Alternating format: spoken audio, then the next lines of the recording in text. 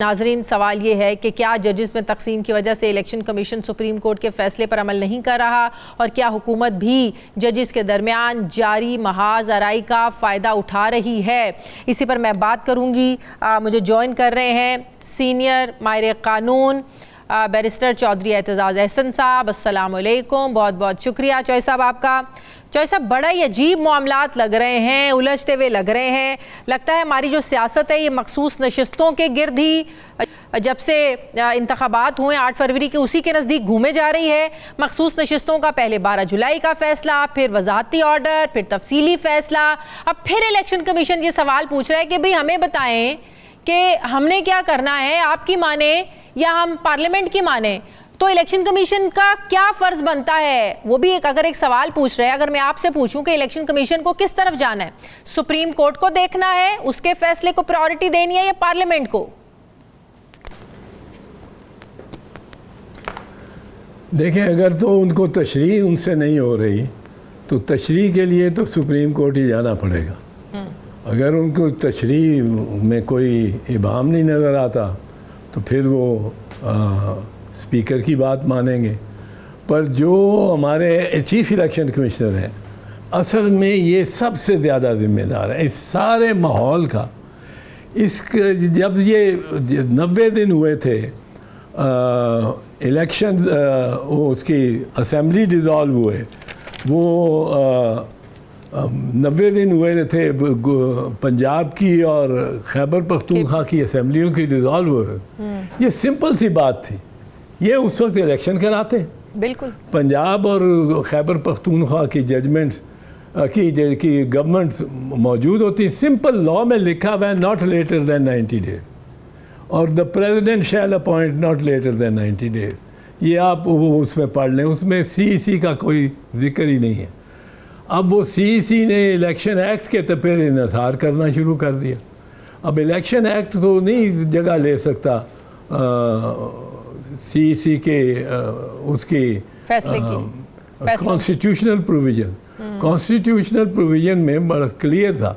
ये इलेक्शन इन्होंने वहाँ से चलते ना, वहाँ ये इलेक्शन हो गया होते। पंजाब की खैबर की हुकूमतें इन प्लेस होती, दोनों लेजिटमेट होती और फिर बर वक्त कौमी असम्बली के इलेक्शन करा दिए गए जाते।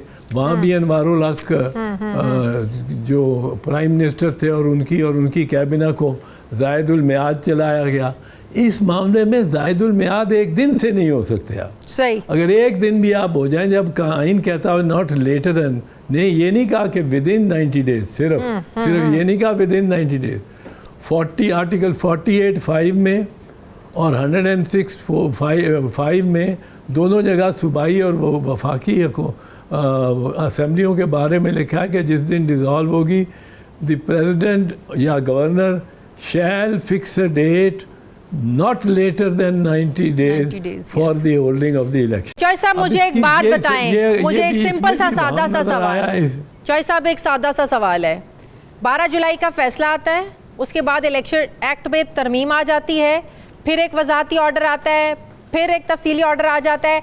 अब जो अपने अंदाज में इसकी तशरीह कर रही है इलेक्शन एक्ट जो लेके आई हुकूमत कि चूंकि इलेक्शन एक्ट में तरमीम हो चुकी है लिहाजा सुप्रीम कोर्ट के फैसले की कोई अहमियत नहीं है, सुप्रीम कोर्ट का फैसला जो है ना वो अमल दरामद उस पर नहीं हो सकता। बतौर माहिर कानून आप क्या समझते हैं कि अगर पार्लियामेंट कोई कानून साजी करती है किसी सुप्रीम कोर्ट के फैसले को लेकर, क्या वाकई उस फैसले की कोई अहमियत नहीं रहती? ज़रूरी नहीं होता कि उस फैसले पर अमल दरामद हो फिर तरमीम के बाद? पार्लियामेंट रोक सकती है। पार्लियामेंट सुप्रीम कोर्ट के फैसले को उसको मतलब है उसको सुपरसीड कर सकती है। बट सुप्रीम कोर्ट का फैसला जब है और ख़ास कर आइनी तशरीह पे हो वो या कानूनी तशरीह पे हो, वो सुप्रीम कोर्ट का फैसला जब एक लॉ को इंटरप्रेट कर देता है तो आइन वो हो जाता है जो सुप्रीम कोर्ट ने कहा होता है। आइन में अगर लिखा हो कि अफराद जो हैं वो प्रेसिडेंसी में सिर्फ फ्रंट गेट से दाखिल होंगे, ये आइन में लिखा हो। सही। अब उसमें अफराद पे कोई बैठ जाए कहने को कि अफराद से तो फ़र्द होगा, फ़र्द से तो ये तो मर्द ही जा सकते हैं, ख़ातून कोई नहीं जा सकती। अब अगर आइन के अगर सुप्रीम कोर्ट फ़र्ज़ कीजिए ये कह देता है कि ख़ातून भी जा सकती है, तो उसके मानी वो उस लॉ के वो मानी होंगे जो सुप्रीम कोर्ट कहेगा। सही। तो सुप्रीम ये एक मैं आपको बताऊं, ये चिकन एंड एग वाला मसला है। अंडा आया मुर्गी आई। और बरतानिया में भी अमेरिका में भी ये होता है, पहले अंडा आया और उसमें से मुर्गी पैदा हुई कि पहले मुर्गी थी जिसने अंडा दिया, जिसमें ये इनमें से चिकन एंड एग कौन सा पहले। अब यहाँ दो इदारों का एक तसादम हो रहा है। एक तसादम ये है पार्लियामेंट ने जो ले रखा है वो कि जी पार्लियामेंट कहती है हम कानून बनाते हैं, हम कानून साज हैं, हमने ये कानून बना दिया है कि आपने left side of the road पे चलना है, ट्रैफिक ने तो लेफ़्ट साइड पे चलना है। वो सुप्रीम कोर्ट कहता है लेकिन ये हम इसको जिस तरह जो तशरीह देंगे वो ये होगी। अब सुप्रीम कोर्ट फ़र्ज़ कोर्ट कहता है कि ये लेफ़्ट साइड वाला ऑफ द रोड का बिल्कुल ठीक है बट जो सर्विस लेन्स हैं वो लेफ़्ट और राइट नहीं है उस रोड के, वो रोड की डेफिनेशन में आ रहे हैं। हाँ। नक्शे की, पर सर्विस लेन्स अलहदा है। अब ये अगर सुप्रीम कोर्ट ने ये कह दिया तो सर्विस लेन्स में दो तरफा ट्रैफिक हो गई। अब जो पार्लियामेंट कहती है पर हमने कहा था रोड सारी वन वे होगी, सर्विस लेन भी इधर जाएगी और इधर से इधर आएगी, और आप कह रहे हैं अब सुप्रीम कोर्ट ने फिर अगर जाएंगे तो सुप्रीम कोर्ट ने जो कह दिया, अगर उन्होंने फिर कह दिया कि जी ये सर्विस लोन आर नॉट, तो ये तो लगता है कि हम उस जंग की तरफ बढ़ रहे हैं कि कौन बड़ा, सुप्रीम कोर्ट बड़ी, पार्लियामेंट बड़ा, ये जंग लग रही है सुपरमेसी की, खुद मुख्तारी की लग रहा है कि हम उस जंग की तरफ आगे बढ़ रहे हैं। अदलिया और पार्लियामेंट लगता है कि अब ये फैसला ये कर लो करना चाहते हैं कि बड़ा कौन है, सुप्रीम कौन है, किसकी बात माननी है, कौन खुद मुख्तार है। आपको लग रहा है कि हम अब इस जंग की तरफ बढ़ रहे हैं? अब आप लड़ रहे हैं सॉवरेंटी की जंग, सुप्रीमेसी की। मैं स्पीकर साहब को पूछता हूँ, आप लड़ रहे हैं कि आपने चीफ इलेक्शन कमिश्नर को भी लिख दिया है कि आप उस तरफ ना देखें सुप्रीम कोर्ट की तरफ। पार्लियामेंट ने जो कहा है वो हतमी है, पार्लियामेंट ने जो कहा है वो हतमी है जब वो सुप्रीम कोर्ट की उसकी तरजीह हो जाती, तोसी हो जाती है। अब ये जंग जैसे मैंने कहा ये लड़ाई चिकन और एग वाली है, पर इसमें सुप्रीम कोर्ट का लास्ट वर्डिक्ट जो है वो वर्डिक्ट होता है और वो चलता है और वो ही इसकी तशरीह करेंगे। और ख़ुद जो ये कह रहे हैं चीफ इलेक्शन कमिश्नर कि उनको समझ नहीं आती क्या करें, वो जो जजेज हैं उन्होंने अपने इसमें लिखा हुआ है फैसले में, 12 जुलाई के फैसले में, कि जब अगर आपको इसमें कोई नुक्ता ऐसा हो जो मुबहम हो तो आप हमारे पास आके आ जाएं और हम वजाहत कर देंगे। हाँ। और उन्होंने वजाहत कर दी है। हाँ।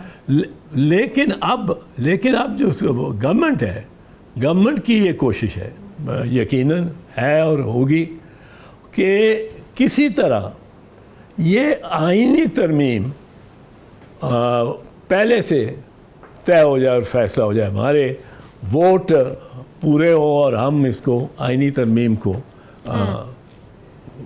गुजारें। हाँ। साथ उन्होंने कोशिश की है कि जजेस की तादाद बढ़ा के, जो आम कानून से बढ़नी है, जो कॉन्स्टिट्यूशनल अमेंडमेंट से नहीं बढ़नी, जो आम act of parliament will determine the number of, अब एक्ट ऑफ पार्लियामेंट से वो 23 दो एडहॉक जजेस ले लिए उन्होंने और 23 कर लिए। अब उन्होंने ये की है कोशिश इससे कि काजी फैज़ ईसा, जिनका 20 अक्टूबर तक टेन्योर है, इसके अंदर अंदर सब कुछ होना है, काजी फैज़ ईसा ये इनके पास ये सहूलत हो जाए कि फुल कोर्ट भी बैठे तो इनकी उसमें मेजॉरिटी हो। और आप देखेंगे कि ऐसा होगा और कोशिश की जाएगी और होगा। अगर ये बाकी मामलात बीच में ना आ गए। सही। जॉय साहब, आप जो बात कर रहे हैं पिछले 4-5 सालों से, आप हमेशा ये बात कर रहे हैं कि जो जुडिशरी है इसमें दरार पड़ रही है। साकिब निसार के दौर से हम आपको सुनते भी आ रहे हैं कि जो तकसीम है ये बढ़ती जा रही है।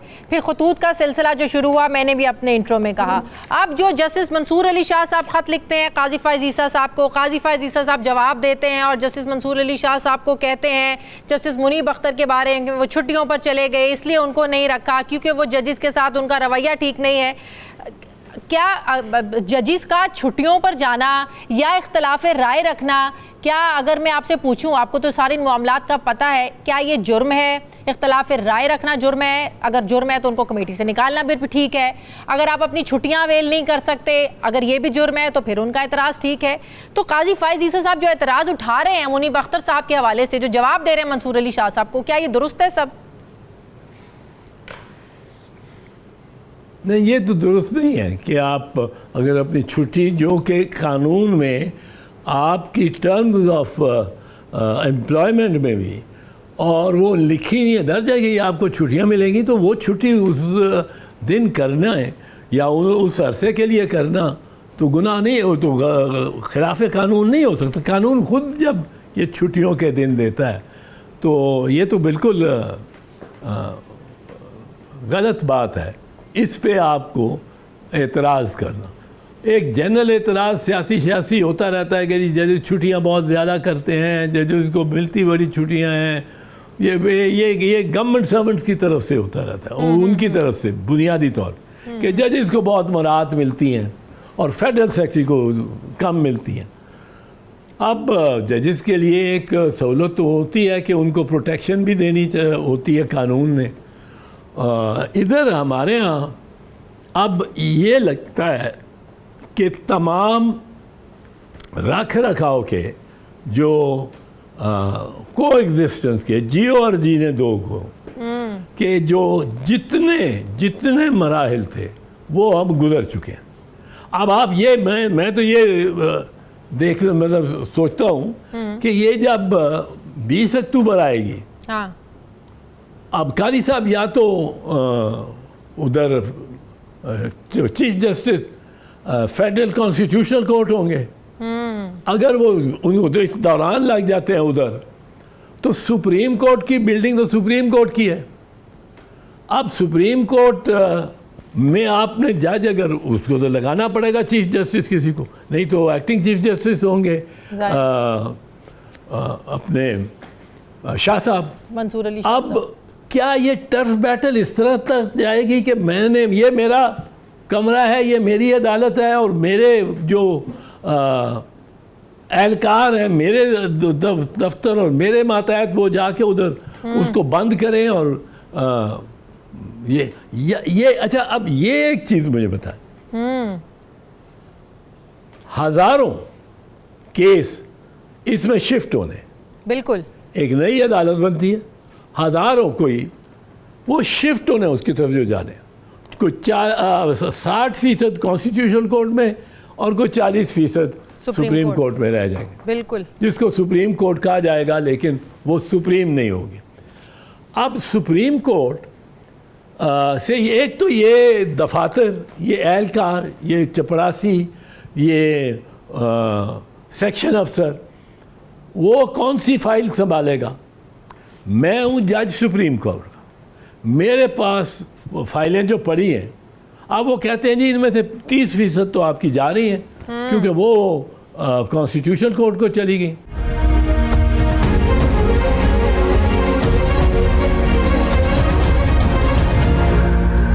आखिरी सवाल चौधरी साहब, 63A को लेकर अब जो दोबारा पिटीशन दायर हो गई है, जी आखिरी सवाल, 63A जिसके बारे में बंदयाल साहब ने फैसला दिया, 6 महीने, आखिरी सवाल का जवाब दे दें चौधरी साहब, अगर ये 63A की तशरीह दोबारा से हो जाती है, फ्लोर क्रॉसिंग की इजाज़त मिल जाती है, तो 2/3 का नंबर 1 कॉन्सेप्ट क्या रह जाएगा?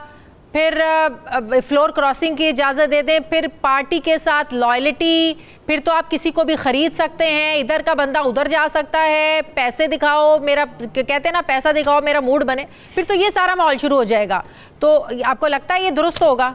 Last question. मैं एक चीज़, मैं इसके पे आता हूँ, एक चीज़ जो मैं कहना चाह रहा था कि 6 महीने 8 महीने साल इस पे बहस हो, इतना बड़ा ये काम है। 8वीं तरमीम पे एक कमेटी चुन के दोनों हाउसेस की बनाई गई थी, 29 मेंबर थे उसके, और उसमें बड़े बड़े वकील माइंडवी, रज़ा रब्बानी, SM ज़फ़र, और उन्होंने को 8-10 महीने इस पे गौर किया था और फिर वो 8वीं तरमीम पास हुई थी। हमारे यहाँ इस पे बहस होनी चाहिए, बिल्कुल बहुत ज़रूरी है, बहुत अच्छा है अगर एक कॉन्स्टिट्यूशन कोर्ट हो। मैं उसके हक़ में हूँ इस लिहाज से कि एक कॉन्सेप्ट है जो कि हमें आजमाना चाहिए, और मेरी पार्टी के चेयरमैन कहता है तो बिल्कुल, लेकिन इसकी प्रोसेस अगर इसने देर पा अमेंडमेंट होनी है तो इसको सेशन पे सेशन पे सेशन पे सेशन हो जाने दो, और इसको इस तरह निकले जिस तरह खंकार के 1.25 साल की तगोदो और उसकी पे सोच और बहस के बाद 1973 का आइन निकला। सही। आखिरी सवाल तेरेसा डे के वाले का जवाब दे दे। तेरेसा डे का जवाब दे दे, अगर फ्लोर क्रॉसिंग की इजाजत मिल जाती है तो क्या बनेगा फिर? मैं आपको कहता हूं मुझे बेंच बता दो कौन सा है, तो मैं आपको बता दूंगा फैसला क्या है। सही, ठीक है, उस पर पिटीशन तो लग गई है, जैसा बेंच वैसा फैसला।